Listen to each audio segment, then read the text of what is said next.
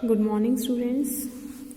Last lecture में मैंने आपको कुछ रिजल्ट्स करवाए थे। पहले मैं आपको उनके रिजल्ट्स को रिवाइज करवा देती हूँ कि सपोज़ आपके पास एक सिस्टम ऑफ फोर्सेस गिवन है तो उसको आप एक सिंगल फोर्स और एक सिंगल कपल में रिड्यूस कर सकते हो। And let single force R acts along this line and the single couple की जो एक्सिस है, सिंगल कपल का मूवमेंट जी एंड जो एक्सिस है let this axis makes an angle theta with R. उसके बाद आपने रिजल्ट किया था कि हम इसको फर्दर रिजल्ट लगा के इस तरह से भी रिड्यूस कर सकते हैं कि आपका जो सिंगल फोर्स, आपका जो सिस्टम है एक सिंगल फोर्स और सिंगल कपल में रिड्यूस हो जाए, और वो भी इस तरह से हो कि जो कपल की एक्सिस है और जो फोर्स की लाइन है वो कंसाइड कर जाए। उस केस में ये ओ पॉइंट ना आके ओ के पैरेलल आया था, हमारे पास ये ओ पॉइंट है O1 पर रिड्यूस हो गया था, सच दैट ये जो सिस्टम है वो फोर्स आर और कपल ऑफ मोमेंट के या मैं जी को थीटा बोलूँ उसमें रिड्यूस हो गया था, सच दैट जो जी को थीटा मोमेंट वाला कपल है उसकी एक्सिस और आर की जो लाइन है वो कंसाइड कर गई थी, और इस लाइन को नाम दिया है हमने central axis. This axis is called, this line is called central axis. अब हम नेक्स्ट आर्टिकल में करते हैं characteristics of central axis. First है central axis for a system of forces is unique. याद रखना सेंट्रल एक्सिस हमेशा यूनिक होती है। मीन्स कहने का ये आप किसी भी मेथड से सेंट्रल एक्सिस फाइंड आउट करो वो हमेशा सेम आएगी। मीन्स कहने का ये कि अगर मान लो मैंने एक क्वेश्चन दिया सेंट्रल एक्सिस निकालने का 10 स्टूडेंट्स को, और 10 के 10 स्टूडेंट्स ने अगर अलग मेथड से किया उस क्वेश्चन को सॉल्व, लास्ट में रिजल्ट सबका सेम आना चाहिए क्योंकि सेंट्रल एक्सिस कैसी है, यूनिक है। सेकेंड है the movement of resultant couple about the central axis is G cos theta. ये मैंने आपको अभी बता दिया कि सेंट्रल एक्सिस के अबाउट जो मूवमेंट होता है वो जी कोस थीटा होता है। It is slightly less than the movement G of the resultant couple. देखो क्या कह है कि वो स्लाइटली लेस होता है जी से, क्योंकि आपको पता है कॉस थीटा की वैल्यू 1 से लेस होगी तो G cos theta will be less than G, कि जो आपके पास के मूवमेंट आएगा वो जी मूवमेंट से स्लाइटली लेस होगा। These two are characteristics। इस फर्स्ट कैरेक्टरिस्टिक को तो हम यूज़ भी करेंगे, और कई बार शॉर्ट क्वेश्चन में, सीधा शॉर्ट क्वेश्चन में भी एग्जाम में पूछ लेता है right the characteristics of central axis, तो आपको ये लर्न करनी है दोनों कैरेक्टरिस्टिक्स। नेक्स्ट हम आर्टिकल करते हैं to determine the conditions in order that a general system of forces in space reduces to a single force. अभी तक तो देखो हमने किया है कि जो सिस्टम ऑफ फोर्सेस है उसको एक सिंगल फोर्स और सिंगल कपल में रिड्यूस कर सकते हैं। अब हमें एक ऐसी कंडीशन फाइंड आउट करनी है कि जो सिस्टम है वो सिर्फ और सिर्फ एक सिंगल फोर्स में रिड्यूस हो जाए, उसमें जो है कपल का कंपोनेंट ना आए। इट मीन्स वो जो कपल है वो ज़ीरो हो जाए।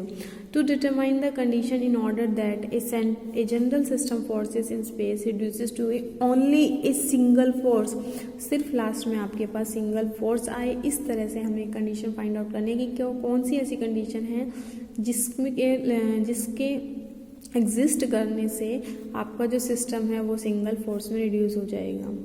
तो स्टूडेंट्स ये आपके जो थियोरटिकल पार्ट लिखा हुआ है आप अपने आप पढ़ लेना, मैं जस्ट आपका सीधा यहाँ आती हूँ। देखो आपने रिजल्ट किया है कि सिस्टम ऑफ फोर्सेस को रिड्यूस कर सकते हो एक single force R and a couple G and a couple of moment G whose axis makes an angle theta with R. फिर आपने इसमें रिजल्ट लगा के इसको रिड्यूस कर दिया था एक single force R and a single couple of moment G cos theta such that this R की लाइन ऑफ एक्शन और जो कपल की एक्सिस जी कोस थीटा वाले कपल की एक्सिस है वो कंसाइड कर जाए, और इसका नाम हमने दिया था सेंट्रल एक्सिस।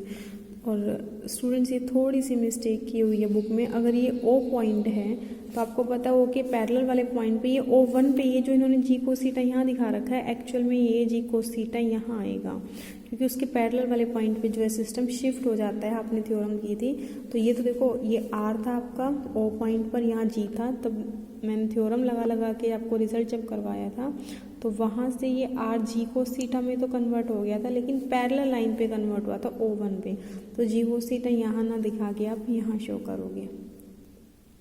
ठीक है, बाकी इसका भी इतना यूज़ नहीं है, इसी से हमें काम करना है।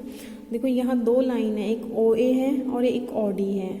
OA लाइन के अलोंग फोर्स R एक्ट कर रहा है, ठीक है। इस R के कंपोनेंट सपोज किए हैं X Y Z। If X Y Z are the components of force R, line OD के अलोंग G कपल एक्ट कर रहा है, couple of moment G act कर रहा है, और इस G के कंपोनेंट माने हैं LMN। देखो LMN are the components of G in the direction of axis. Means यहाँ R के कंपोनेंट है XYZ और G के कंपोनेंट है LMN। स्टूडेंट्स आपको ध्यान हो, जब मैंने चैप्टर स्टार्ट करवाया था तो पहली वीडियो में आपको डायरेक्शन कोसाइंस निकालने बताए थे कि अगर कंपोनेंट्स हैं तो वहाँ से आप डायरेक्शन कोसाइंस निकाल सकते हो, और डायरेक्शन कोसाइंस आपके पास है तो वहाँ से आप कंपोनेंट फाइंड आउट कर सकते हो। अब मैं बात करती हूँ फोर्स R की। फोर्स R के कंपोनेंट है XYZ। तो अगर मैं कहती हूँ इस लाइन के डायरेक्शन कोसाइंस निकालो तो इसके डायरेक्शन कोसाइंस आ जाएंगे X/R, Y/R, Z/R। स्टूडेंट ये रिजल्ट मैं आपको फर्स्ट वीडियो में अच्छे से समझा चुकी हूँ, तो जिसको ध्यान ना हो आप जो चैप्टर की फर्स्ट वीडियो है वहाँ से उसको खोल के देख सकते हो, ठीक है। तो direction cosines of OA, the direction cosines of line OA क्या आ जाएंगे X/R, Y/R, Z/R। इसी तरह से मैं लाइन OD की बात करती हूँ। लाइन OD के अलोंग जो कंपोनेंट है वो LMN है, और मैं इस लाइन OD के अगर डायरेक्शन कोसाइंस फाइंड आउट करना चाहती हूँ तो वो कोसाइंस हमारे पास आएंगे L/G, M/G, N/G। तो direction cosines of line OD are L/G, M/G, N/G, ठीक है। दोनों के डायरेक्शन कोसाइंस हमारे पास आ गए, दोनों के बीच में एंगल थीटा है। स्टूडेंट्स अब एक 12th क्लास का रिजल्ट यूज़ करते हैं। सपोज करो आपने ये रिजल्ट 12th क्लास में पढ़ रखा होगा कि एक लाइन के direction cosine L1, M1, N1 है, दूसरी लाइन के direction cosines L2, M2, N2 अगर है तो उनके बीच का एंगल हम फाइंड आउट कर सकते हैं। cos theta is equal to L1 L2 plus M1 M2 plus N1 N2। यही सेम रिजल्ट रेशोज़ के केस में भी होता है। अगर मान लो रेशोज़ मेरे पास A2, B2, C2 हों और यहाँ इसके ratios direction ratios A1, B1, C1 हों, तो देखो आपको ध्यान हो इस तरह से फॉर्मूला बनता था A1 A2 plus B1 B2 plus C1 C2 divided by under root A1 square plus B1 square plus C1 square into under root A2 square plus B2 square plus C2 square. ये फॉर्मूला होता है अगर आपके पास direction ratios हों, और ये formula apply करते हैं अगर आपके पास डायरेक्शन कोसाइंस हो। तो स्टूडेंट्स इस वाले आर्टिकल में मेरे पास दोनों लाइंस के डायरेक्शन कोसाइंस हैं, तो मैं यही फॉर्मूला लगाऊंगी L1 L2 plus M1 M2 plus N1 N2।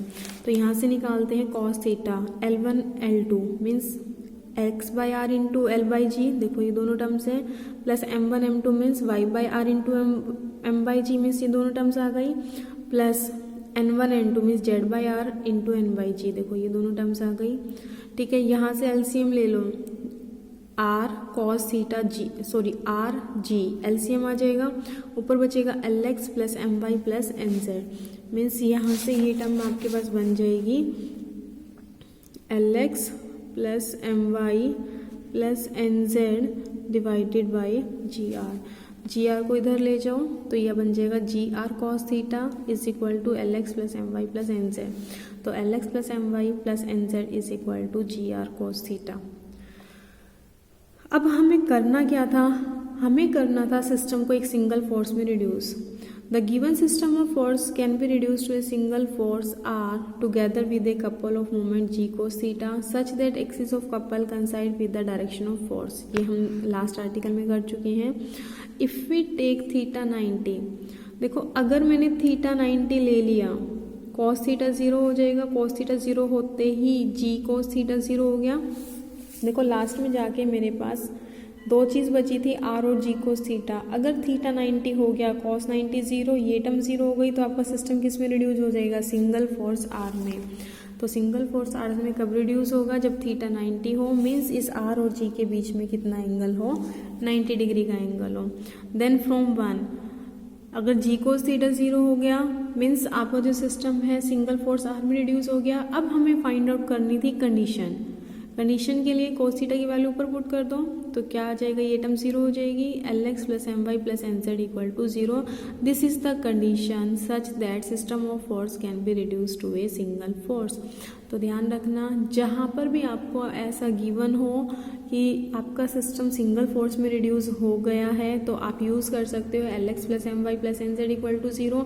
अगर आपको कहीं इस तरह से शो करना है to show that system is reduce to a single force, तो भी आपको ये कंडीशन शो करनी पड़ेगी Lx plus M Y plus N Z equal to 0। This is the condition to reducing the system of forces into a single force. Next है आपके पास इनवेरिएंट्स। ठीक है, इनवेरिएंट्स की थ्योरम करते हैं। To show that the quantities Lx plus M Y plus N Z and X square plus Y square plus R square X square plus Y square plus Z square are invariant for any given system forces whatever origin and axis may be chosen.